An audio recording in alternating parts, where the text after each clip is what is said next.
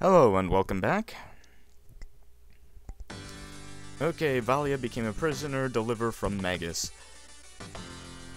This is the level that I had to draw the map for. This level is absolutely enormous. You'll probably only be seeing a little more than a third of the whole level.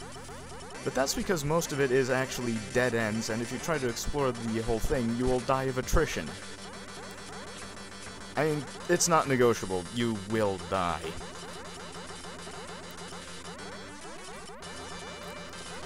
Not just because there are hordes of enemies floating about, but because there are tons of spike traps that can always hurt you. You won't get instant killed by spikes.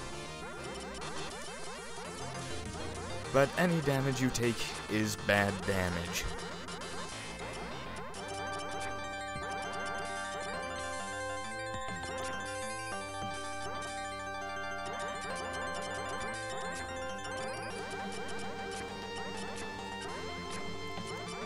The first times I was going through this game, it actually took me a few tries on this level just to map out the whole thing.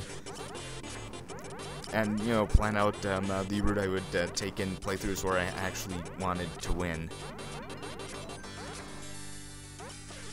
Okay, what we just picked up was the Crash. This is your attack everybody special weapon. It costs 10 joules, but I won't be using it because while Crash destroys enemies, Integral protects me from everything.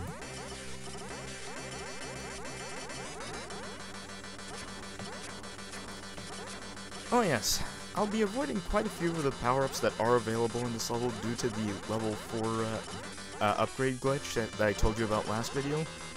But there's still something fairly useless that I'm going to want to pick up just for completionist's sake. And it won't actually hurt me. Now, what I picked up there was the Reiko armor. It's as strong as the offense level 1 armor, and even better, it's cursed. Once you equip it, you cannot take it off until you pick up another special item much later in this section, but you'll probably die before you reach that.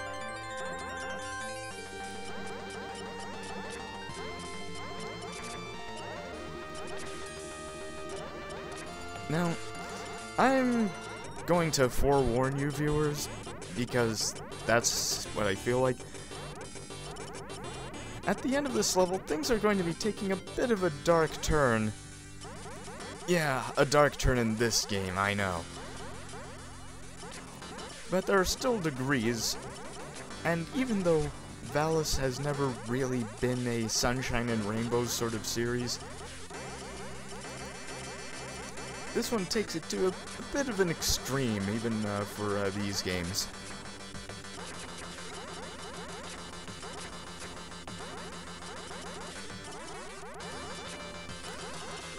Now, I'm fairly sure that I remember that I totally maxed out my joules somewhere around here, and remember that, you know, using them is better than not using them, to a certain extent.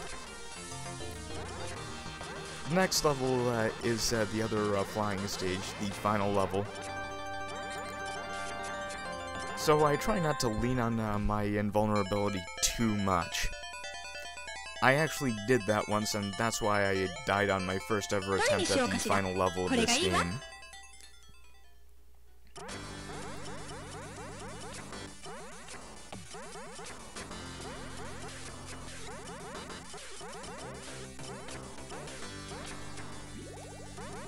And that's the last upgrade for the Hunter we're going to pick up, but I'm not really going to be using it. I really need the firepower of the laser for not only the boss, but also the for the last level of the game. And that's the item I believe you have to pick up if you want to... Oh, right. If you want to get rid of the Reiko armor.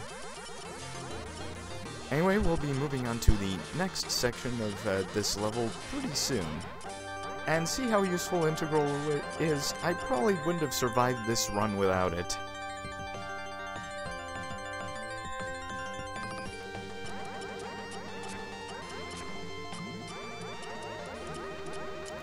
Now, all of the weapon power-ups here are in this section of the level are located through passages on the left side of this room. It's useful if you missed anything in the previous level, but since I didn't, well, I'm just gonna try to get to the end without dying.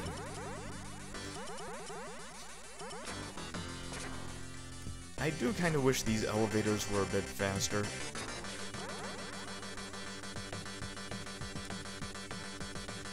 So you'll be seeing me hopping up and down impatiently pretty much every time I'm riding one of these. If I could make Yuko stamp her feet, I probably would.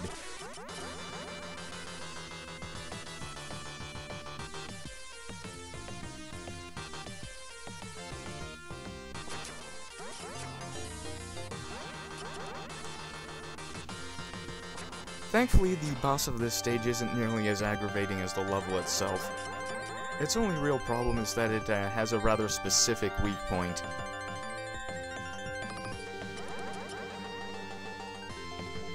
I'll be able to just chunk it in a damage race, as you'll see once I'm able to finally get there.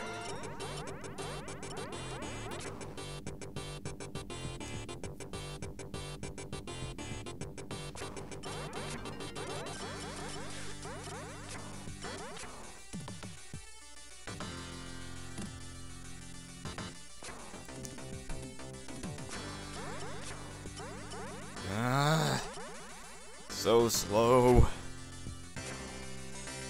But this should be the last of it, but I'm just going to, yeah, that's it. The reason this was important is because here's where I get the last laser power-up I'm going to get. It made me wait a while to power up the laser to as full as I was going to have it.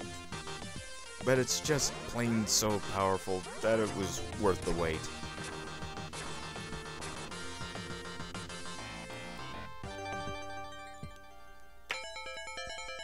Oh yeah, I actually just switched to it here.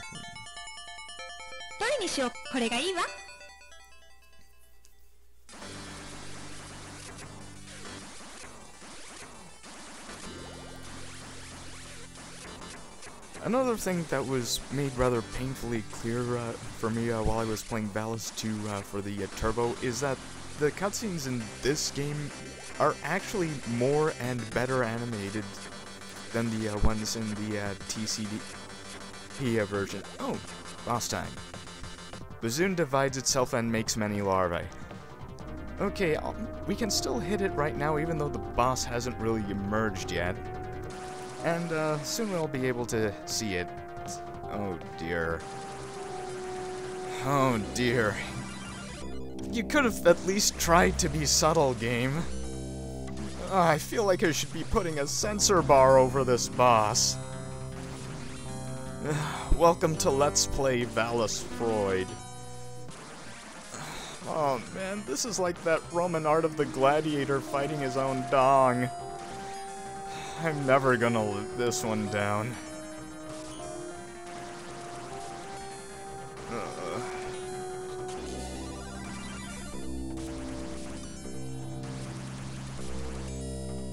Oh, damn.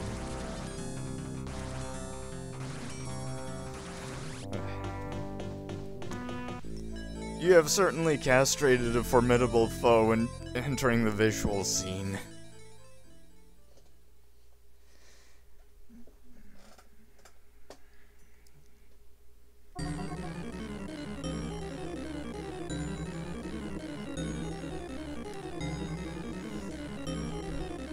Yeah, this is the scene where Megas goes over the top, above the top he already went over before.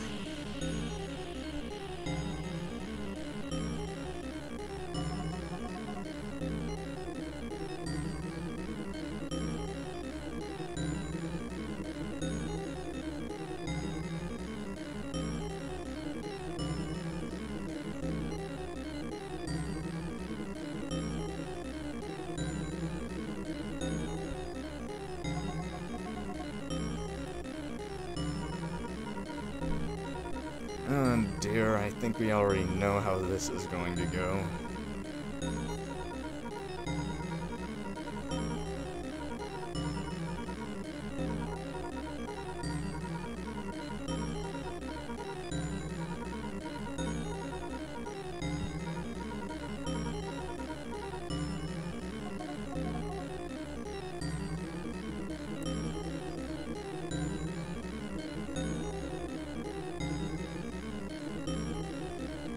Can his cyber eye figure that out?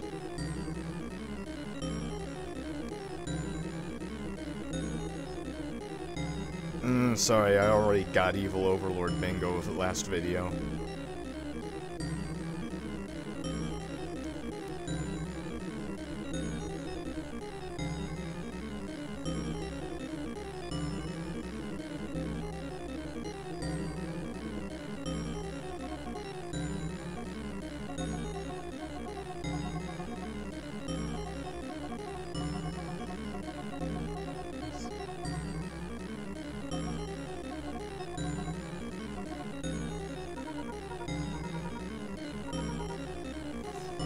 Please at least listen to this Valia.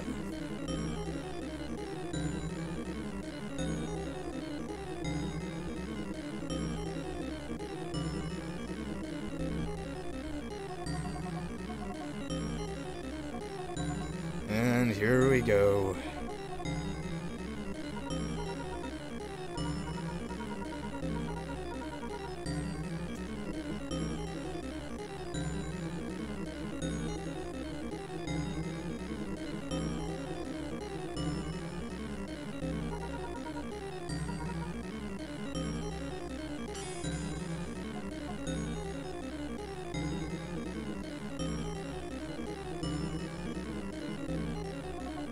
Oh, come on!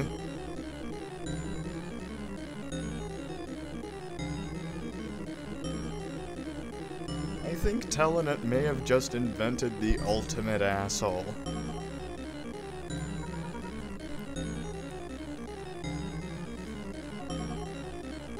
I think Telenet was like, we can make an irredeemable asshole villain, but we can only do it once.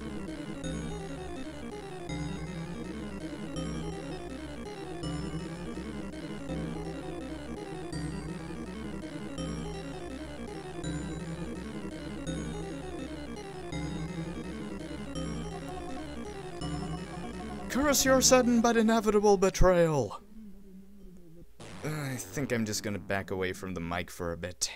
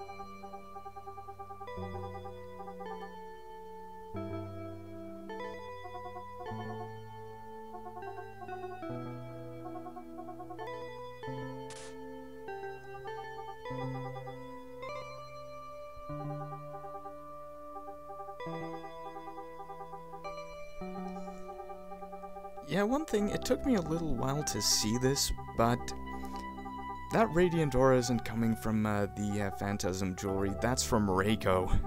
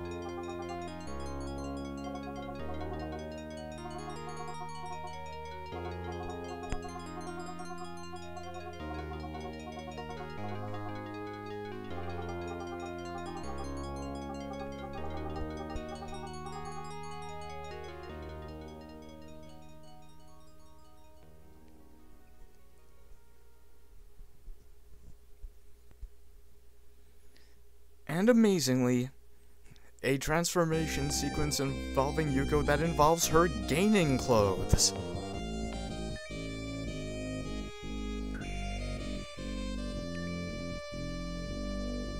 Yeah, my link's gonna speak for me here.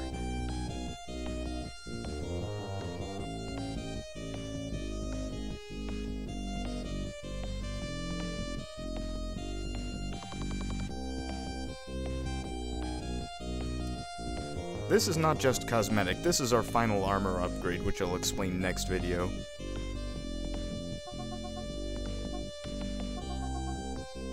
And that's it for this video. See you next time.